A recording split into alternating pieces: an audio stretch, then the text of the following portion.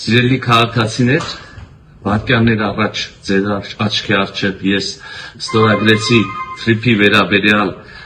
Միացյալ Նահանգներ Հայաստանի Հանրապետություն շրջանակային համաձայնագիրը, հիշում եք, օրեր առաջ այն նախաստորագրվել էր իմ և ԱՄՆ պետքարտուղար Մարկո Ռուբիոյի կողմից մայիսի 26-ին, ընդամենը օրեր առաջ,